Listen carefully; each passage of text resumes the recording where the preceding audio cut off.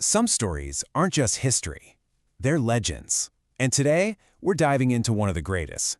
This is the tale of Luang Pu Kaew Kesaro, a monk whose life was an epic journey from the deepest shadows into the most brilliant light. It's a story that has become one of the great chronicles of faith in Thailand. So, let's uncover this incredible story together. If I am gone, go to Luang Kaew. You can rely on him just the same. Now, you have to understand, these are not just casual words of recommendation. This is a proclamation. These words came from the revered Luang Pu Tim of Wat Lahan Rai, one of the most legendary monks of his era. This was basically an anointment. He was telling all of his disciples, look, my spiritual brother, Luang Pu Kaew, his power, his wisdom, is on the same level as mine. Imagine hearing that.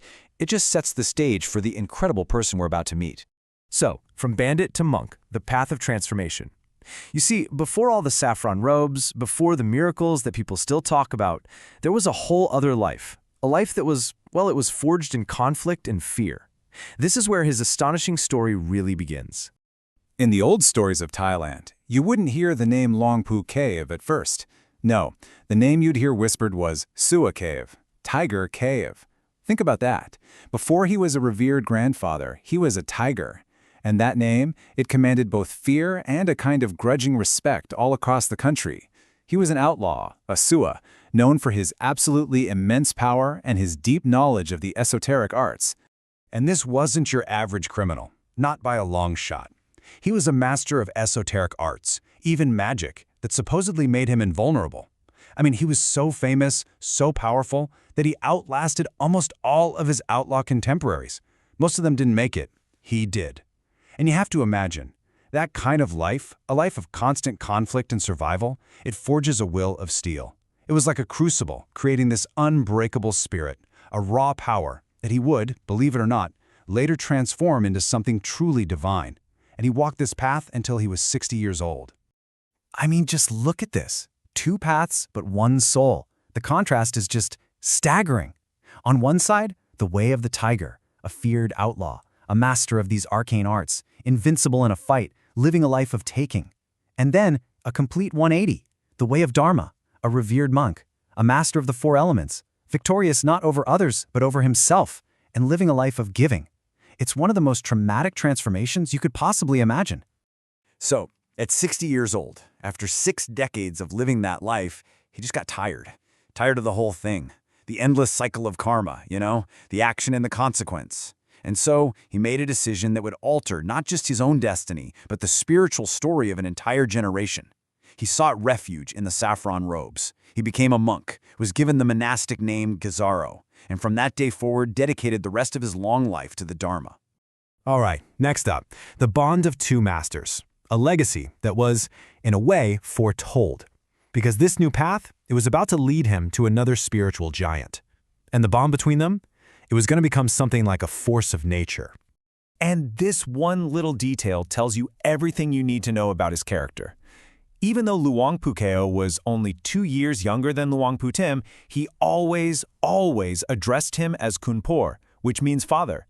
Here's this guy, with his own incredible history and immense power, showing complete humility.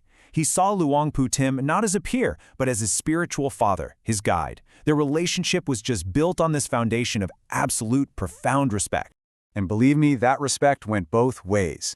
Luang Pu Tim returned it with probably the highest praise imaginable. He said Luang Kaew has mastered the elements. Just flat out, he was stating, for the record, that Luang Pu Kaew had done something almost no one ever achieves. True mastery over the very building blocks of existence, earth, water, wind, and fire. And coming from a master like Luang Pu Tim, that wasn't just a compliment. It was a statement of fact. Okay, this next part is where things get truly mind-bending. Mastery of the fire kasina, a miracle made manifest. Because this mastery of the elements we've been talking about, well, it wasn't going to stay some hidden secret power. Oh no, it was destined to show itself, to become visible in a way that just defies all explanation. This is the central miracle of his entire legend. So this really brings up a massive question, doesn't it? Can the power of a truly purified mind actually manifest as a physical thing? Can that focused internal energy from deep meditation literally cross the barrier into our physical world? Well, what happened next suggests the answer is a big, resounding yes. Now, this mastery didn't just happen by accident. There was a path. Under Luang Pu Tim's guidance, he went through this incredibly intense meditative practice. First, he would just ponder the four elements. Through that, he came to a deep realization of their impermanence, how everything just comes and goes.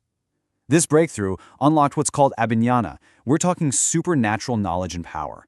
And from there, he was able to focus his mind with such unbelievable intensity that his mind and the essence of fire became one and the same. Okay, so let's picture this. The date is October 16th, 1984. Luang Pu Kaew, who is now an incredible 104 years old, is deep in meditation. He's consecrating a special batch of amulets called the Phra Kaew. And in the room with him, a disciple is quietly taking photos, just documenting the sacred ceremony. So the disciple snaps a picture with a Nikon FM2 camera. The flash goes off, lighting up the dark room for just a split second. And to everybody who is actually in the room, nothing looks strange at all. But when they developed the film, they saw something impossible. The photograph showed a bright jet of fire, a literal flame, streaming right out of Luang Pu Kaew's nose while he was meditating. It was a miracle that no human eye could see, but the camera captured it. So naturally, they show him this unbelievable photograph. And his reaction? He's totally calm, completely unfazed.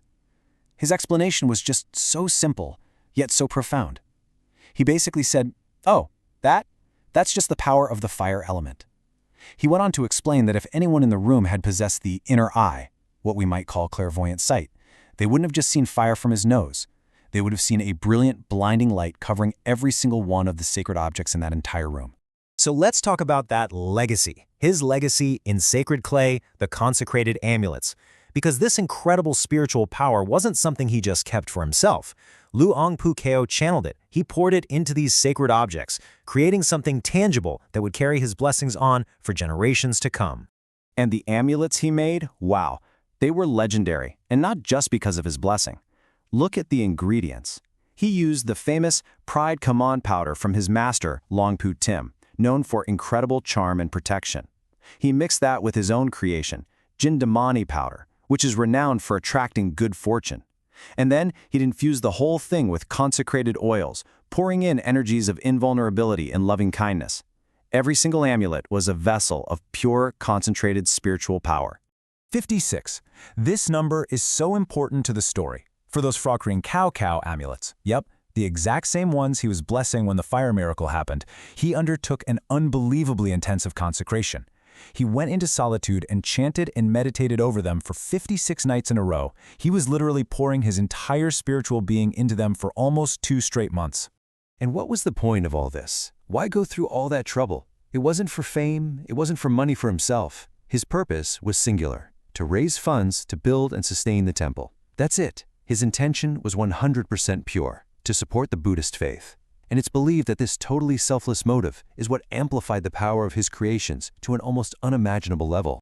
Which brings us to his lasting legacy, an echo through time, a legacy of faith.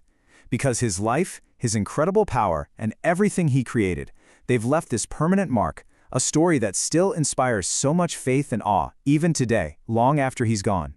And let me leave you with one final story. A disciple saw this firsthand. Some people showed up wanting to test the power of Luang Pu Tim's amulets by shooting at them.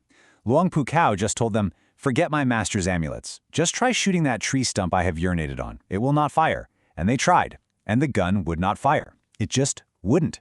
His power was so immense, it literally permeated everything he even touched. When you really think about it, his life is this incredible testament, right?